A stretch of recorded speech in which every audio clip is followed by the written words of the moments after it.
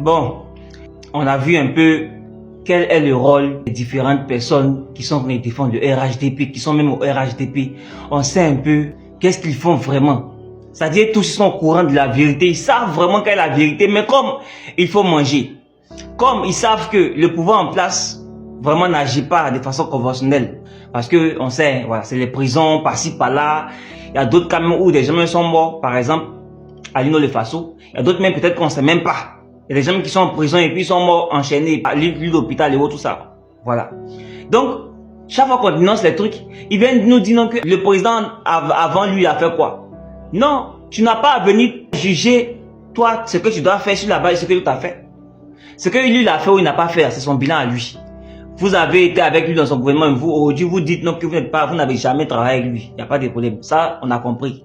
Donc vous, au fait, c'est sur la base de votre bilan qu'on doit vous juger. C'est sur la base de ce que vous avez critiqué hier qu'on doit vous juger.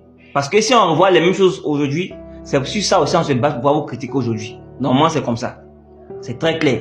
Et lorsqu'on a élu quelqu'un, on l'a élu parce qu'il a dit qu'il va faire ça, il va faire ça, il va faire ça. Sachant que c'est pas son agent, hein. Sachant que c'est pas son agent, il l'avait pour faire. Mais il a dit qu'il allait faire ça selon lui ses solutions. Jusqu'on l'a appelé à d'autres solutions. C'est sur cette base-là qu'il a été élu. Je pense, hein, voilà. Et il a porté écharpe rouge. L'écharpe rouge, comme on a dit, lorsqu'on prête serment lors de la cérémonie, c'est symbolique. Ça représente le peuple. C'est-à-dire que toi, tu représentes le peuple. Voilà. Sauf que les 2 derniers mandats, là, il n'a pas mis écharpe là sur lui. C'est un peu ça. Hein. Donc, on a vu un peu le rôle des gens, soi-disant communicants du RHDP et autres. Ils sont pratiquement tous dans le déni. C'est pourquoi à chaque fois qu'ils sont sur les plateaux de télé, quand on leur pose un problème, ils nous disent non que c'est la faute du président Laurent Gbagbo. C'est lui qui a fait ça. Lui là, il a fait pour lui, il s'est passé. Chaque fois vous dites non que le monsieur n'a rien construit, c'est pas parce que lui n'a pas mis son nom partout comme votre moro là que vous avez dit qu'il n'a rien construit. Le président Laurent Gbagbo a construit beaucoup de choses. Mais lui, son problème, c'est que lui, il n'est pas dans l'histoire de gens. Il a besoin de mettre son nom partout, à chaque construction. Pour qu'on ne puisse pas l'oublier. Lui n'a pas besoin de ça. Il n'a pas besoin de construire quelque chose qui va mettre son nom dessus. Sinon, Pont de Jacquesville, il aurait pu mettre son nom sur Pont de Jacquesville. Il aurait pu mettre son nom sur le chute d'Angers. Il aurait pu mettre son nom sur autoroute, la route d'Alépé et autres, là. Il aurait pu prendre ça, mettre son nom dessus. Il a fait plusieurs routes. Il aurait pu mettre son nom sur partout. Mais il ne l'a pas fait. Pourquoi? Parce que lui, c'est pas ça son but. Il n'est pas dans le cul de la personnalité. Lui, là, c'est ça qu'il a posé, là. C'est ce qui fait qu'aujourd'hui, il est aimé. C'est pour ça que votre moro, il fait tout. Quelque chose à faire ce qu'il fait. Mais bizarrement, c'est seulement vous là-bas. Vont voir bon, il a. Et puis ceux encore qui sont avec lui, la plupart, c'est l'hypocrisie.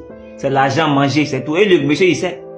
Il sait très bien que c'est l'argent, c'est manger qui fait que vous êtes là-bas avec lui. Donc, vous êtes tous hypocrites. On parle de lui. Vous n'êtes pas capable de dire la vérité. C'est pour ça, Adjoumani disait ici clairement que, il n'y a pas quelqu'un qui a qu'à de dire dans le parti là qu'il va devenir président. C'est Adjoumani qui l'a dit. Parce que vous savez comment est-ce que vous êtes entre vous là-bas. Vous savez très bien. Voilà. Comme on le sait tous, hier j'ai partagé une vidéo où il y a un monsieur qui a parlé de ce que c'est que la logocratie. Et quand on regarde la manière dont le RHDP gouverne, la manière dont les communicants se comportent, la manière à chaque fois quand les invitent sur les plateaux télévisés, chaque fois ils sont tout en train de comparer leur pouvoir au président Gbagbo Laurent. Non, avant, au moins avant là, vous ne mettez pas en prison. Si vous avez la chance, vous mettez... Autant le président Gbagbo, est-ce que vous avez vu des cadavres dans la rue? Chanel de Yopo, quand même vous parlez là. Est-ce qu'on doit aller en profondeur? Vous êtes là aujourd'hui. Chanel de Yopo, quand vous avez parlé jusqu'à aujourd'hui là, est-ce que vous menez enquête? Cette femme d'Abobo, est-ce que vous avez mené enquête aujourd'hui? La rébellion, est-ce que vous avez mené enquête aujourd'hui? Vous ne menez pas enquête. Hein. Vous avez tous les appareils possibles. Le pays n'est pas divisé en deux. Vous ne menez pas enquête. C'est vous qui avez dit ici que non, on ne portait pas Boubou avant. Ce que le président Gbagbo ici a porté là, ici là, c'est quoi? Ce que le président Gbagbo a porté ici là, avant que vous n'arriviez dans le pays là, lui il portait Boubou. Lui il portait Boubou. Donc c'est pas quand lui va arriver au pouvoir, il va venir dire non que Boubou là, vous ne pouvez pas porter. C'est ça votre communication, la logocratie. Et c'est quoi la logocratie? On écoute très bien.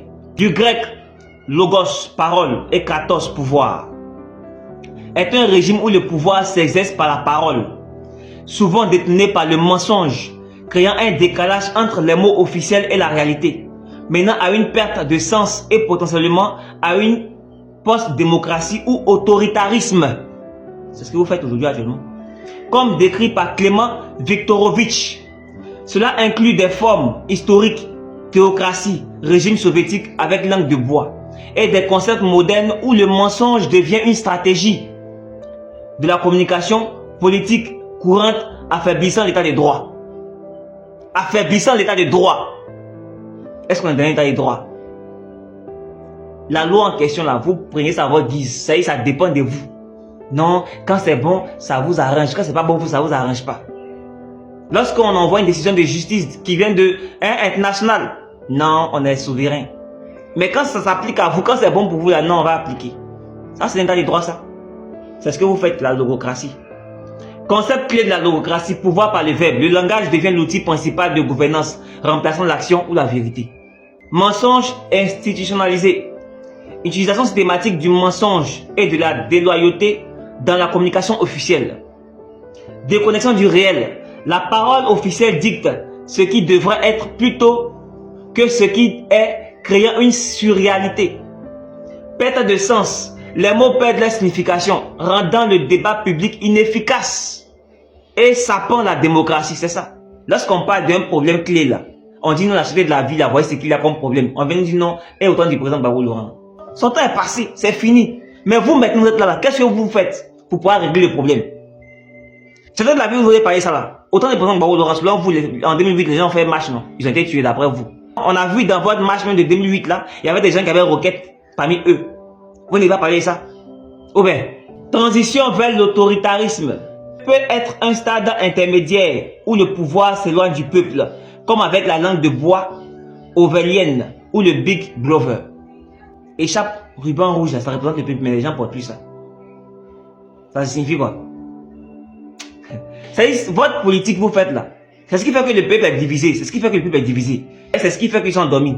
Oui, ils pensent que non, non, si jamais on perd le pouvoir, on va vous faire quoi? On va faire quoi? C'est eux qui ont peur, c'est pas vous qui devez avoir peur. C'est sur vous, ils comptent pour pouvoir vous gens les protéger. C'est tout.